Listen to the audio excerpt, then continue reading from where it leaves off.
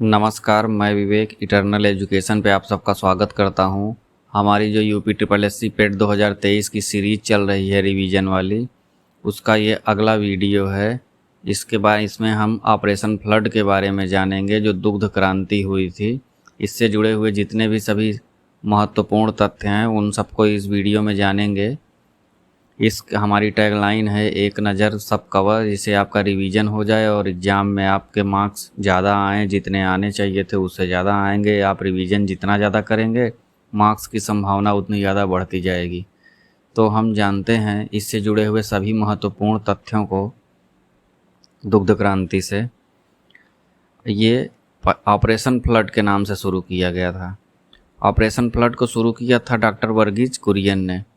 Operation flood के नाम से ये 13 जनवरी 1970 को लॉन्च किया गया था, जो कि विश्व का सबसे बड़ा डेयरी विकास कार्यक्रम था। ये पूरे विश्व का सबसे बड़ा डेयरी विकास कार्यक्रम था और इसने 30 वर्षों में प्रति व्यक्ति दुग्ध उत्पादन दोगुना और डेयरी फार्मिंग भारत का सबसे बड़ा आत्मनिर्भर ग्रामीण रोजगार उत्पन्न करने वाला क्षेत्र बन गया। 30 वर्षों के दौरान इसने पूरे भारत का कृषि क्षेत्र का कायाकल्प कर दिया था।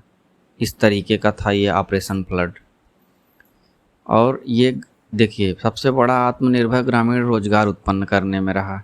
गांव में ही रह के वहीं पे आपको रोजगार मिल जाए तो उससे अच्छा और क्या होता है। बहुत चीज़ों की संसाधन आपके बच जाते हैं, बहुत से पैसे आपके बच जाते हैं, प्लस आप अपनी फैमिली के साथ समय बिता लेते हैं, वो सबसे महत्वपूर्ण होता है। ऑपरेशन फ्लड ने किसानों को उनके स्वयं के विकास में मदद की, इसलिए इसकी इतनी ज़्यादा चर्चा होती है। ये इस तरीके का था।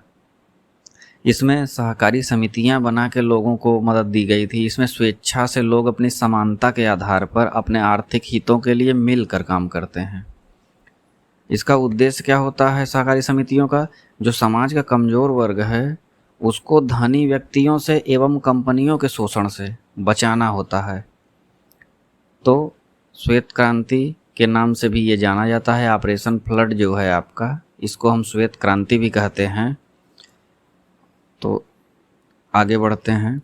इसके उद्देश्य क्या थे? उद्देश्य के बारे में हम चर्चा करेंगे। उद्देश्य क्या था? दुग्ध उत्पादन में हमको वृद्धि करनी है। दूध की बाढ़ आ गई थी इस ऑपरेशन से। ग्रामीण क्षेत्र में हमें आय की में वृद्धि करना था। जो आय अभी हो रही है वो आय बढ़ जाए, जिससे हमारी ज़रूरतें ज़्यादा पूरी होने लगें। उपभोक्ताओं को उचित दाम पर दूध उपलब्ध कराना था। दूध का उत्पादन जब कम था, जब चीज़ों का उत्पादन कम होता है तो वो चीज़ें महंगी हो जाती हैं, वस्तुएं। तो जब जैसे ही प्रोडक्शन आपका बढ़ेगा वैसे ही रेट उसका सस्ता हो जाएगा, क्योंकि उसकी अवेलेबिलिटी बढ़ जाएगी। अवेलेबिलिटी मतलब उपलब्धता बढ़ जाएगी हर जगह। तो जाहिर सी बात है कि उसमें उसका रेट कम हो जाएगा, तो लोगों को उचित दाम पे चीज़ें मिलने लगेंगी, जिससे उनकी आमदनी पे बहुत ज़्यादा बोझ नहीं पड़ेगा। अब ऑपरेशन फ्लड शुरू कैसे हुआ था ये जानिए आप। ये 3 चरणों में शुरू हुआ था। चरण पहला 1970 से 80 के दौरान, चरण दूसरा 1981 से 85 के दौरान, और तीसरा चरण जो था 1985 से लेकर 1996 के दौरान था। ऑपरेशन फ्लड में जो पहला चरण हुआ था, इसका वित्त पोषण किसने किया था? विश्व खाद्य कार्यक्रम और यूरोपियन संघ, ईसीसी। ईसीसी क्या है? European economic community, EEC. EEC है कर। तो ये ऑपरेशन फ्लड का दूसरा चरण हुआ था 81 से 85 के दौरान।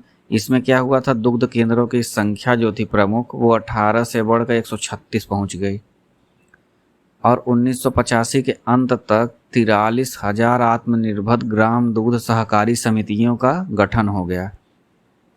ये जो सहकारी समितियां थी, सबसे क्रांतिकारी चीज़ें यही थी, क्योंकि इसमें लोग अपनी स्वेच्छा से समानता के आधार पर अपने आर्थिक हितों को मिलकर काम करते थे। इस वजह से इसकी पॉपुलैरिटी ज़्यादा थी। असहकारी समितियों का, जैसा है मैंने पहले आपसे चर्चा की कि इसका उद्देश्य क्या था कि जो भी समाज में कमज़ोर वर्ग है, शोषित वर्ग है, उसको और ज़्यादा धनिक व्यक्तियों के शोषण और कंपनियों के शोषण से बचाना था। अब इसके तीसरा चरण जो था 85 से 96 के दौरान में जो था, इसमें क्या हुआ, डेयरी सहकारिताओं को अधिक मात्रा में दूध की खरीद और बिक्री के लिए जो बुनियादी ढांचे का विस्तार करना था उसके लिए सक्षम बनाया गया, जिससे वो अपना विस्तार कर सकें। जितना ही विस्तार होगा उतना ही प्रोडक्शन बढ़ेगा, चीज़ें बढ़ेगी, जो कार्यक्रम लॉन्च किए जाते हैं उनके सफल होने की उतनी ही ज़्यादा उम्मीदें बढ़ जाती हैं। अब ऑपरेशन फ्लड के बारे में जानिए। इससे जुड़े हुए जो सबसे महत्वपूर्ण व्यक्ति थे उनका नाम है डॉक्टर वर्गीज कुरियन, जिनका अभी हाल ही में कुछ वर्षों पहले निधन हो गया था। तो डॉक्टर वर्गीज कुरियन जो हैं ये सबसे फेमस नाम थे इस ऑपरेशन फ्लड के। इन्होंने ही शुरू किया था, इनकी वजह से ही इसकी दुग्ध क्रांति आई थी। ये ऑपरेशन फ्लड के लिए काफ़ी प्रसिद्ध हैं। सबसे बड़े कृषि कार्यक्रम के रूप में है ये क्या आपका ऑपरेशन फ्लड, और इन्होंने अमूल ब्रांड की स्थापना करने में और उसको सफल बनाने में सारी भूमिका इन्हीं की थी। 1998 के दशक में हम अमेरिका को पीछे छोड़ते हुए दूध के सबसे बड़े उत्पादक बन गए थे। दूध का सबसे बड़ा उत्पादक देश भारत हो गया था, जो आज भी है। अभी लेटेस्ट डेटा आया है, उसमें भी ये बताया गया है कि भारत दुग्ध का सबसे बड़ा उत्पादक है। इनके काम के लिए इनको रेमन मैग्सेसे पुरस्कार से सम्मानित किया गया था। इनको कृषि रत्न मिला था 1986 में। मैंने यहाँ आगे पे इसकी सन मेंशन कर दिया है, वर्ष को मेंशन कर दिया है, जिससे आप एग्ज़ाम का कोई भी पॉइंट्स आपसे बचने ना पाए, आप पूरे क्वेश्चंस को हल करके आएँ। 1963 में रेमन मैग्सेसे मिला। कृषि रत्न इनको 1986 में मिला। और विश्व खाद्य पुरस्कार, यहाँ पे ध्यान दीजिएगा, विश्व में है ये, विश्व खाद्य पुरस्कार 1989 में इनको मिला। इनको और भी बहुत सारे पुरस्कार मिले थे छोटे। इनको देश में पद्मश्री मिला, पद्म भूषण मिला, उसके बाद सबसे बड़ा जो पद्म विभूषण है नागरिकों को मिलता है वो मिला 1999 में। और इससे भी बड़ा, सबसे बड़ा भारत का जो अवार्ड है उसको भारत रत्न कहा जाता है। इनको देखिए, पद्मश्री, पद्म भूषण 1965, 66 और 99 इनको ये मिले। सबसे आपको हमेशा बस ये क्वेश्चन में ये याद रखना है कि दुग्ध क्रांति के जनक जो थे वो डॉक्टर वर्गीज कुरियन जी थे। इन्हीं का नाम सबसे ज़्यादा जोड़ा जाता है। अमूल को ब्रांड को बनाने में सबसे बड़ा योगदान इनका था।